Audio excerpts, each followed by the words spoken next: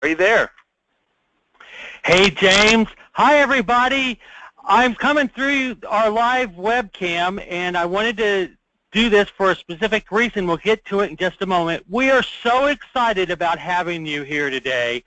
I cannot wait to hear about this topic. It is a fantastic topic about how baby boomers to digital natives, all the differences the way we respond to our photos, and what that really means to you.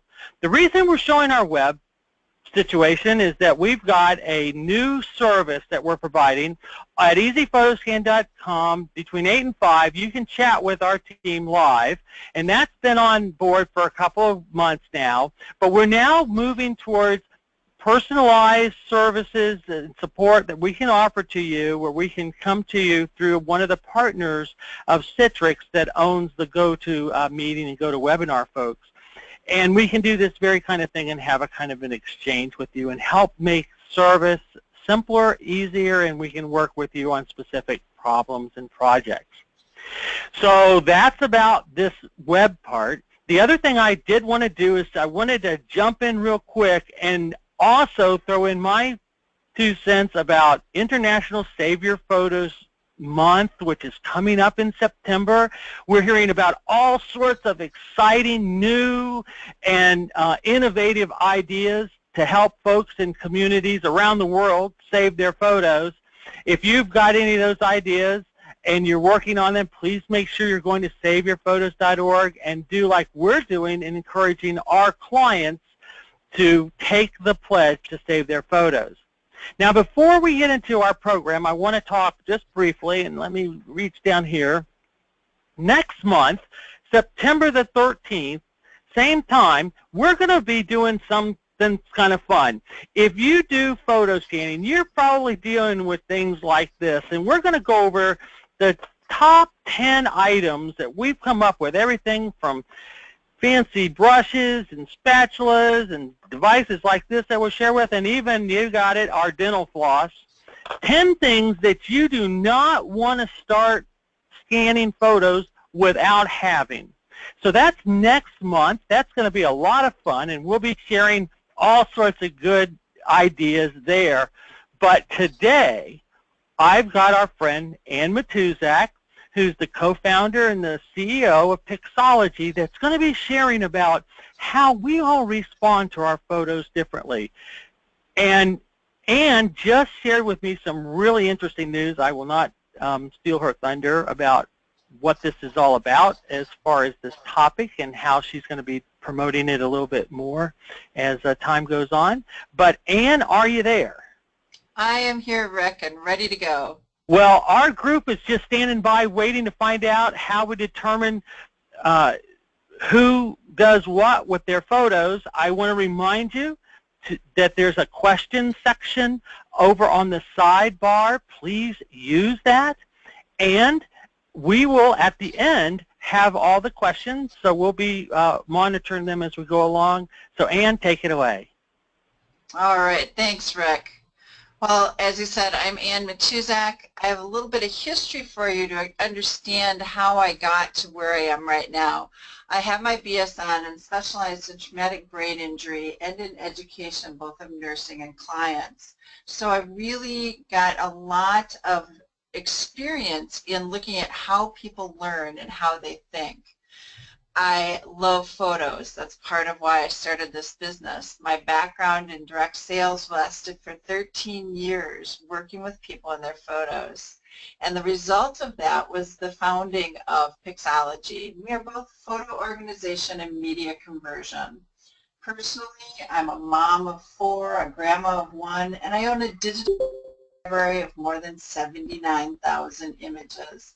I can relate to our clients in ways that many of you probably can as well. And what's probably the most interesting for today is that I am a baby boomer, Generation X cusp baby, born right during that changeover of how people viewed things. And it's been fascinating to see how that plays out here at Pixolgie. Pixolgie was founded in 2013. We currently have 3 full-time and 2 part-time employees and 5 licensed locations in 3 other states. So know that across the country and across the globe, people are in need of these ideas. So we're going to talk about today very briefly, and as Rick said, I'm able to expound on this as long as you'd like. I am in the process of writing a book on the subject of generational marketing and how we make it matter and make it relevant to the different generations. And that will be coming out probably in the spring. We have a lot going on here at Pixolgie right now, so it's kind of a backseat project, but working on this webinar really made me eager to get it moving again. So we're actually going to look at our generations and how they look at their photos with a goal in mind, not just general education, but we'd like to help you improve your marketing and expand your business by recognizing the different generational groups and their primary characteristics, recognizing how they think of their photos, media, stories, and then get you thinking about growing your business by better marketing to your current target market or expanding to incorporate another generation or target. Finally, we're going to have some question time.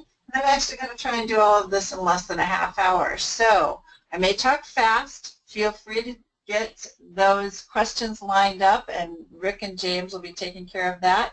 So let's jump right in. I chose to expand, not starting with the baby boomers, but actually going back another generation, most commonly referred to as the traditionalists. These are also called by a number of other names. But it is a market that's really relevant. The reason is that there's more than 400 million people born before 1945 currently in the U.S. They have a desire for direct communication, and they have a let's get it done attitude. These are people that you can consider marketing to.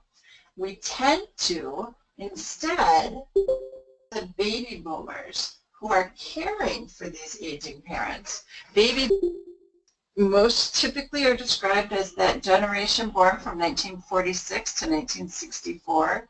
Yes, I just told you what year I was born. Baby boomers can be subdivided as well, but we're not going to get that detailed. We're just going to go with that whole category, the post-war generation, who believes in telling their story, but they are very much like to hire you. They are the let the expert do it people. Generation X, the Gen X is a really big change from the baby boomers. They are much more likely to be do-it-yourselfers. They don't want to hear your stories. They don't want to get all caught up in that relationship stuff. And they will question the expert pretty extensively. Millennials, second in size only to the baby boomers. They have a very global outlook on the world. They are willing to spend. They hire services. They are obviously very tech savvy. And then we have Generation Z, and they are somewhat unnamed. Some people call them the Generation ADD, referring to attention deficit disorder. A little bit derogatory there, so we'll stick with Gen Z. They have been born into an entirely digital world. They have instant access to everything, everywhere, all the time. They're finding that too much in their life is disposable, and they're really questioning the global impact of that kind of lifestyle. So just really fast, some of the top characteristics that you're going to encounter in dealing with these 5 different generations. Now, what I think is really valuable is to put yourself in whatever category you fit and see if this describes you. Now, one of the things we tend to be kind of bad at is being able to describe ourselves and recognizing our characteristics, but we're really great in seeing them in other people. So it's been very fun to understand better Molly Bartelt, my business partner, because she is very clearly a Gen X. And it helps with our communication when I realize some of her viewpoints come from how her generation has developed. So let's break this down into each individual generation and how that affects you, your business, or why you should even care. Traditionalists. It's a group that is not often marketed to and really probably should be. First, from our own perspective, these are stories that are disappearing. These are things we want to hold on to. We have a client. His current photo is on the left. His name is Frank. He is 91 years old, a World War II veteran, and he wanted to write a book about his World War II experiences. And it was an amazing, amazing process to be a part of. Traditionalists want and deserve our respect. They value that kind of relationship, and they're going to respond well when you treat them with a little bit more formality. They want you to get to the point, not just because their life may not be that much longer, but because that is how they were addressed and how they lived. They didn't have time for nonsense. So this isn't a group that wants you to sit and tell you their stories, your stories. They want to share things of their own. They expect professionalism, and you want to make sure that that is how you're communicating with them. They prefer personal contact, face-to-face when possible. Now, Pixolgie is based in Oak Creek, Wisconsin, and Frank actually lives in Wyoming. So we did a lot of communication over the phone. It's much preferred over email. Email is much less personal. And so when you're marketing to people of this generation, you want to keep it personal but to the point. No generalized phrases, no kind of ambling about in your message. They will spend money if they see the value in it. And Frank is just one example that we have of clients in this age group that are more than willing to work on their photos because they know that the time is short to be able to communicate and share those things. As opposed to our baby boomers. Our baby boomers tend to be a really highly targeted market. And it's easy to see why. They control 77% of our country's money.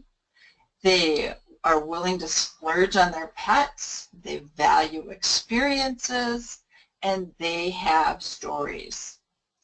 So when we're talking with our baby boomers, emphasizing what kind of technology we're using is not helpful. They don't know it. They don't care. If they're going to use it, they want it to be easy.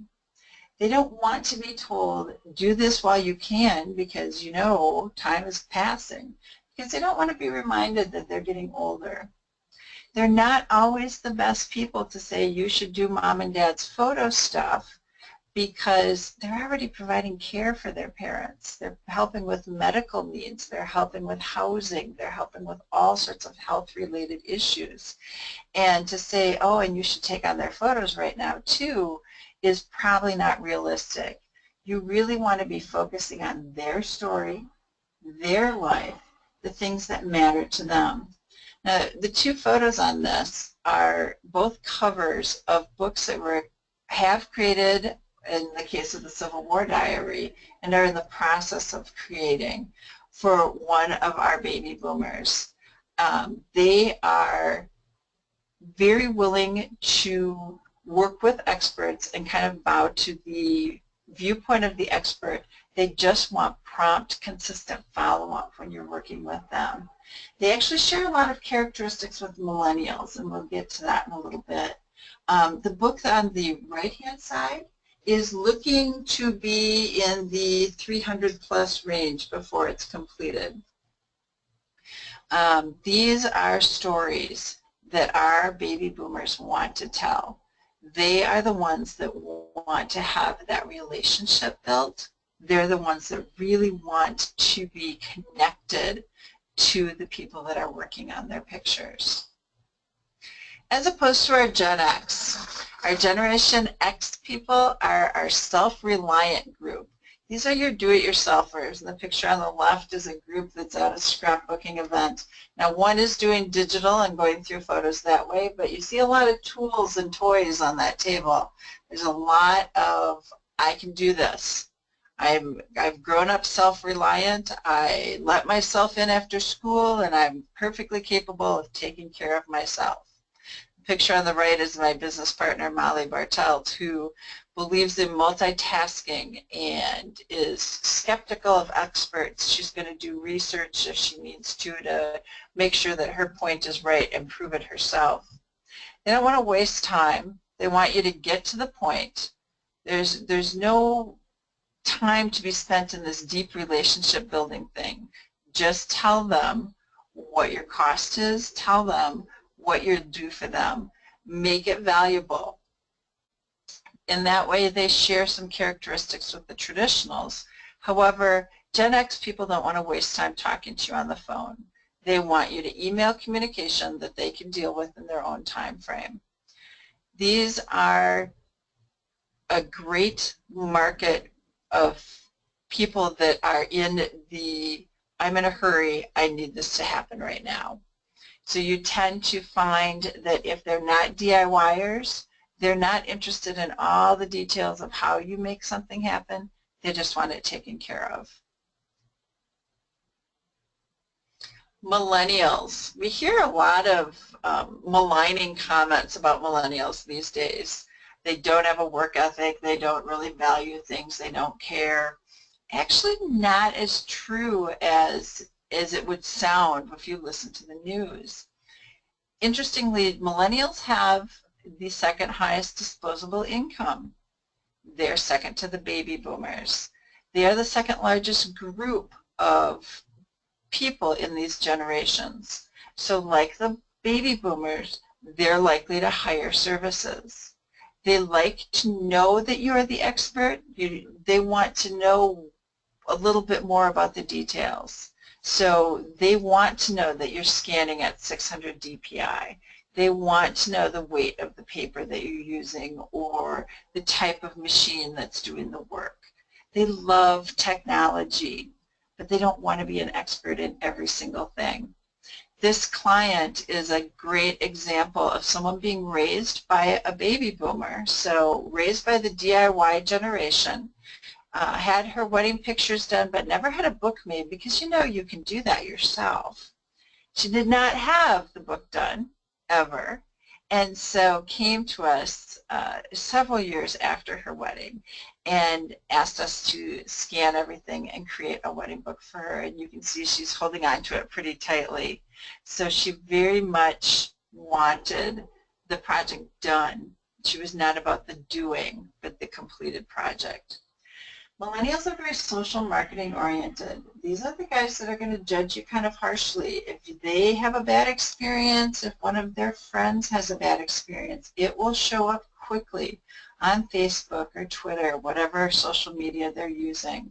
They are looking for input from friends and family before they do things, and they gather this by interacting on social media. These are people that can become amazing resource connections because they will tell everyone when they have a good experience. They're extremely connected, both globally, because they have the internet at their fingertips, and multi-generationally. They're the ones that listen to the stories of their grandparents, the stories that come from the baby boomer generation. They enjoy that part, and they are willing to have books made and have a permanent piece of history in their hands. They just sometimes need to be reminded that this is something that they can value and that they can hold on to. Generation Z, or as Rick called them originally, the born digital generation. This is a group that for some of us, depending on what generation you're coming from, is a bit overwhelming. They've never known a non-digital world. And that's great. They understand technology in a way that some of us that have had to learn it will probably never completely grasp. But they have no familiarity with old technology. And so it's hard for them to find value in something that they just have no relational point to. They're starting to recognize, however, the value of printing photos. You see more and more of that when you see these things popping up, these little Polaroid connectors that can go right onto your cell phone that create an instant image.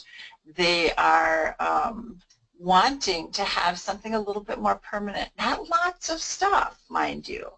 They're not going to be the ones that want to keep your entire photo collection, but they're willing to embrace more than just the external hard drive that you give your clients. They want an end product as well. They are definitely a smaller number than boomers and millennials, but they are a group that has a great deal of new viewpoints to bring to how you communicate different things.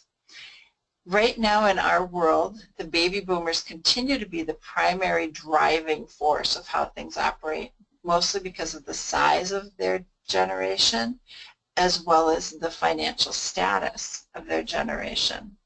So obviously it's going to be decades before Gen X would ever, or Gen Z would ever be in charge. And that's if they ever are, because they are so much smaller. Certain generations just don't get to run the world, and Gen X is one of those. So we have to wait and see what Generation Z becomes. But if you're marketing to a born digital generation, clearly you are marketing digitally. You are communicating digitally. These are the people that are going to give you a text message. They're not going to answer a phone call. In fact, if they tell you that you called, they will text you and say, what did you want? They don't listen to their voicemail messages. And it can be very frustrating to try and communicate with them if you are using an old school method. They're not impressed with people that take the time to handwrite notes, looking for you to mail them something. They want it now, and they want it easy. So these are people that you can create books for, you can create products for, but it needs to be kind of on their time schedule, and your communication needs to be all digital in reaching back out to them. So that was how to cruise through all of that information as fast as possible. So I'm going to go back to the top for just a minute and just kind of highlight the information one more time. And I think this slide really summarizes it the best. So when you're working with traditionalists, they're looking to get it done. They really don't want all the details from you on how you're going to make that happen. They just want it done. When you're working with your baby boomers, they want you as an expert to tell them what is the best choice. They don't want to be overwhelmed with technology. If they have to use technology, they want you to explain it and keep it simple. With your Gen Xers, these are where you can pick up DIY clients if that is some market that you've considered. They are going to ask you a ton of questions before they will hire you. If they do hire you, they're going to want to know details of what you're doing and how it's progressing. Not necessarily the technical details of it, but how many photos were there? How did you do that? How many different categories did you put them in? And now how can I get to them and use them? Your millennials are more than willing to hire you, but they're tech savvy and they want the details. They want to know what you're scanning at, what equipment you're using, but they want you to do it. And our Gen Zs are going to be the future of where this business goes. These are the people that we need to communicate with to get them to understand the value of all of this old, outdated technology and how much of their history is caught up in those pieces. So this is kind of a generation that you're nurturing at this point, but we're beginning to see some of these people as they're turning 18, and some people take Generation Z back to 1996, so kind of depends on where you look at it. But these are people that can really be the future of your business and be a part of it moving forward. So lots of details, lots of information, lots of fast talking.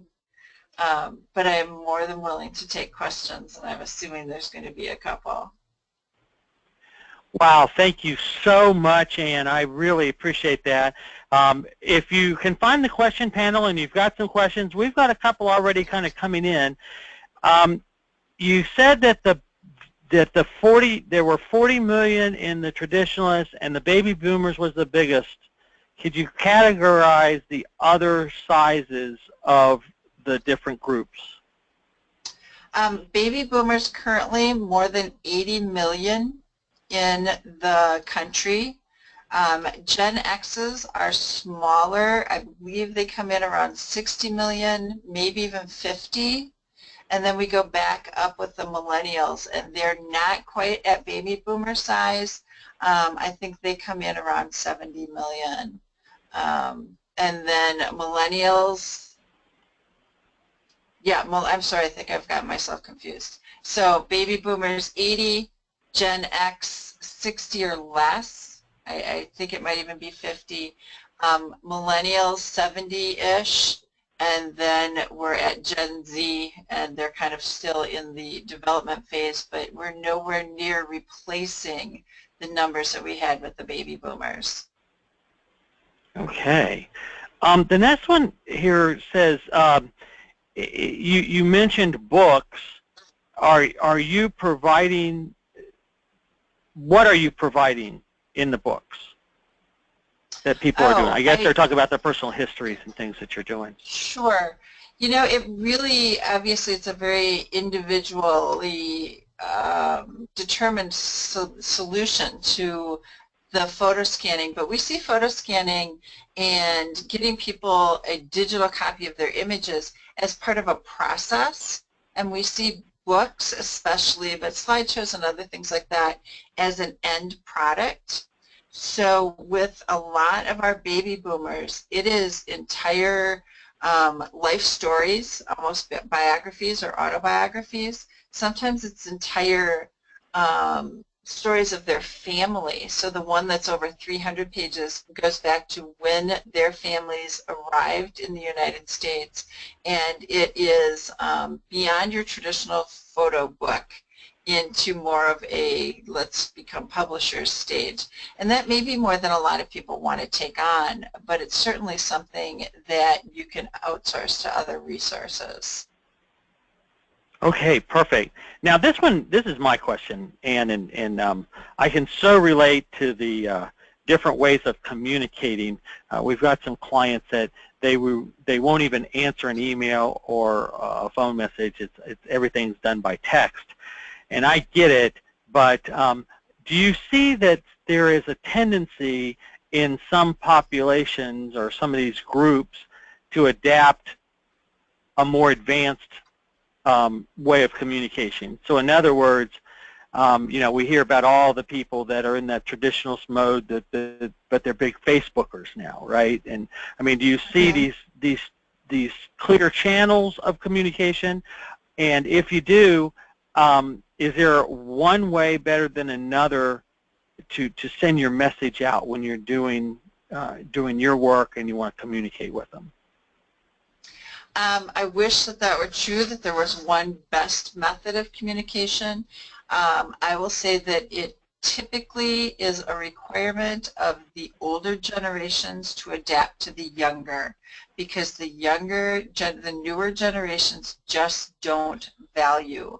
They don't value written communication such as snail mail. I mean, the fact that we call it snail mail is part of that example of why they don't see any value to it. They find that phone calls are intrusive, or they take too long, or they're not timed at a time that's convenient. They will consider email And for a lot of generations, email is kind of the newest form that they'll go to, and that's an amazing step in a direction that allows you to, utilize your computer to reach out to masses at a time. But I do think that for the Gen Z and even the Millennials, texting is their preferred format. Now that makes it really hard to communicate a message. So tapping into social media on a variety of channels, whether it's LinkedIn for business professionals, Twitter for people that are looking for the quick soundbite, and Facebook for the social communication, I think that you do have better outreach tools utilizing those social mediums. Okay, perfect. Well, you answered, I thought, would be your answer. there's no one way. And it's not going backwards. It's only going to keep moving forwards. So is there a name for what's coming next? That's another question on here. So we've got Generation Z. It sounds like we've run out of the alphabet. Is there something that comes after this? I'm sure there will be. Right now, they're not in a generation that has any real significance in size, in political influence, and in financial influence. And so until that happens, they probably won't be given a name. But you'll find that a lot of times the names may start out kind of general, but they tend to develop into things like the traditional or the baby boomer based on what's going on in the world or the life cycle at that time. So, they may actually become born digitals, but it's hard to say. I think that we ended up with the Gen X, Gen Y, Gen Z because the Gen X was checking that X box of me. It was all about me. Gen Y was the Y2K and the Millennials. And so after Y, it was Z. But it'll be interesting to see how that develops. From our point of view, as photo organizers and media conversion specialists or whatever your field is, they're not significant in a marketing format yet and may never be in our generation. Okay, there's one more question, and then if anybody's got another one, please write it down. But this is, what do you suggest when dealing with cross-generational work? So I guess that means you've got a grandma and a mom and a daughter, and they're all kind of working together on a project. So I guess they're all communicating differently. Right. It's important to find out who you identify as the head of the project. It's important that you continue to provide a level of professionalism and respect to the older generations, even if your younger generation that you're working with is much more casual. And so we see that when we're creating ads for different events or different marketing, is that an ad that's aimed at our genealogy clients, for example, is going to have a different look and feel than when we're working with someone that runs a child drop-off unit and we're working with people that are, for the most part, millennials. So when I'm communicating with them, we have a project like that right now where an email goes out across to everyone, so they're all getting the same information. But then when I offer my follow-up, I include feel free to call, email, or text.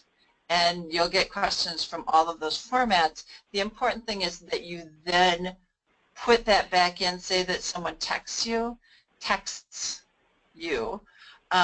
that you respond to the group in an email format as well. So you can say, you text back, Becky who sent you that message, but then to the entire group, just Becky asked questions about yada yada, and this is how I think we should go forward if you have any questions.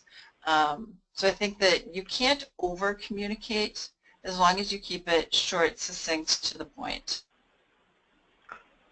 Well, Ann, I want to thank you so much. I am going to ask if it's okay, we're going to connect with you about getting that one additional slide and maybe including it with our presentation separately. But to remind you, this session has been recorded, and we are going to be sharing that with you.